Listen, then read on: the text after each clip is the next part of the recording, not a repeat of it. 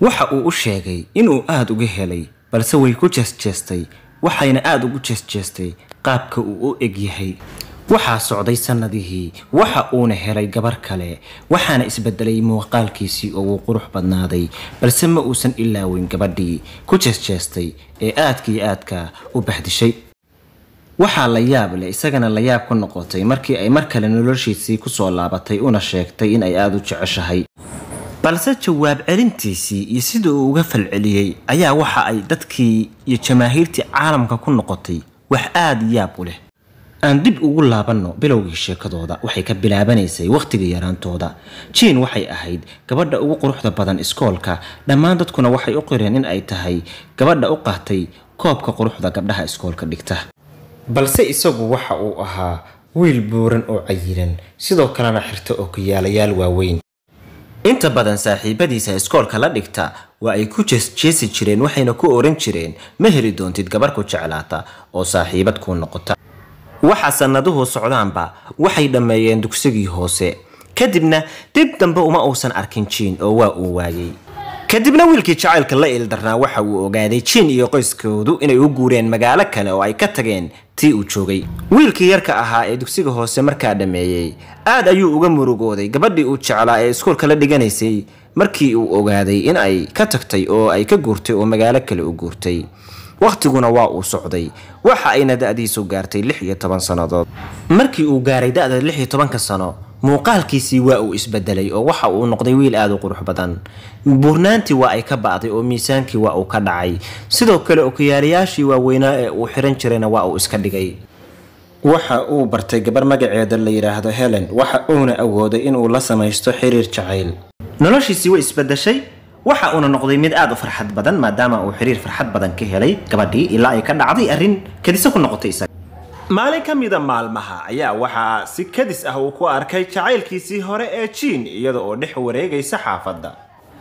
misana saaxiibadiis ayaa u sheegay in iyada iyo qoyskoodu doonayaan in ay soo dagaan xaafadda oo ay u soo guuraan markaas ayuu soo xasuustay George barigii yaraantoodii ay iskoolka wada dhiganayeen siday ugu jeesi jirtay siday u yeesi jirtay sida uu u eeg yahay oo ay ugu tilmaami jirtay mid aad u foolxun markaas ayuu go'aansaday in uu la hadlo si geesinimadana ula hadlo maadaama uu hadda noqday mid aad u qurux badan awal hore dabcan foolxumadiisa ay ku tilmaamayso marka uu tagaba waa uu awoodi waayay jiray inuu la hadlo maadaama ay caayso hadda si waa uu awoodaa inuu la hadlo Jin waa ay isku naxday waxa ayna rumaysan weyday inuu kan yahay qofkii ay xitaa diidi jirtay in ay hal mar eegto ay ka khashaafi jirtay aad ayay u yaabtay way ka heshay George-na wuxuu ka faa'iideystay fursadaas waxa uu bilaabay in uu shukaansado ilaa ay aad u jeclaatay hadafkiisu ma uusan ahayn inuu la sameeyo xiriir jacayl ee guuleysta balse hadafkiisu waxa uu ahaa inuu soo ceshado karaamadii ay ka lumisay waqtigii yaraantiisa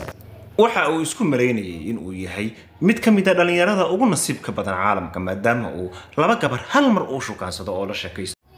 labadoodana waa uu kala qariyay mid kastana waxa uu ka qariyay tan kale in uu xiriir la leeyahay muddo bila markii laga soo wareegay xiriirka uu la yeeshay gabadhan ayaa gabdhaha walaalihiisa ah waxay ogaadeen labadan gabdhood ee xiriirku kala dhex aad bay uga xumaadeen arrinkaas waxayna ku doodeen in gabadha la yiraahdo Helen aysan u qalmin ama ay istaahilin in la khiyaano waayo waa qoftii adiga oo ay gabdhaha dhan ku diideen ku aqbashay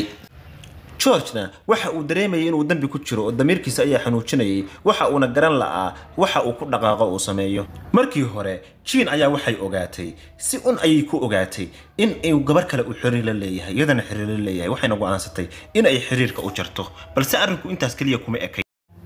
sidoo kale gabadhii kale ee Helen ayaa iyadana ogaatay in uu gabar kale ku dulwado Helen waa ay muraarad dilaacday wayna u qaadan weyday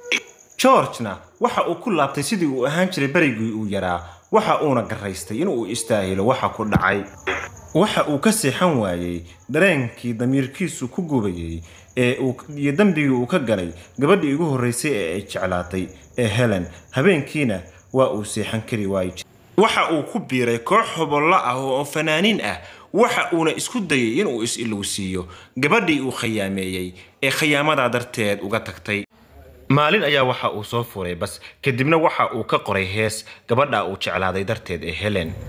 mashquulka adduunka oogis waxa uu ilaaway heestii oo u qoray gabadha markii uu dugsigiisa ka qalin jabiyayna waxa uu ahaa fanaan dadaalay oo ay yaqaanaan tiro dad ah waxa uu ahaa fanaan aad u dadaala welise aan helin taageerayaal badan waqtigaas ayuuna soo xasuustay heestii uu horay u qoray waxa uuna go'aansaday inuu tijaabiyo nasiibkiisa heestaasna duubo oo faafiyo isma lahayn heestan ayaa taageerayaal badan ku heli doontaa waayo waxay heestani qusaysay hal gabar ah oo looga cudur daaranayay khiyaano lagu sameeyay waxa uu filanayay heestu inay hees iska caadi noqon doonto balse sidii uu filanayay si aan ahayn ayaa dhacday oo heestii waxay noqotay hees aad loola cajabo oo uu ku helo dad aad u badan oo ka helay heestanina waxay noqotay heesta kaliya ee guusha dhaxal siisay waxa ayna ka dhigtay heestani fanaan aad caan u ah heestani dhanka internetka waxay xaqiijisay wax ka badan 1 bilyan oo dhageystayaal ah suuragal bay inoo ahayd haddii aan wada joogi lahayn waxaa suurtagal inoo ahaan lahayd in aan wada jaasno waligeen hadda yaa ila jaasaya fadlan ila joog waa erayada heesta Careless Whisper saaxiib inagu soo biiri YouTube-ka oo subscribe inoo taaba maxaad noogu soo biiri laadahay channelku wuxuu inoo sheegayaa 95% dadka ku xiran YouTube-kani in ay yihiin dad kor kala socda ee aysan ahayn dad rukuntay oo si joogta ula daawada fadlan nagu soo biir waxa inoo tahay wax aad weyn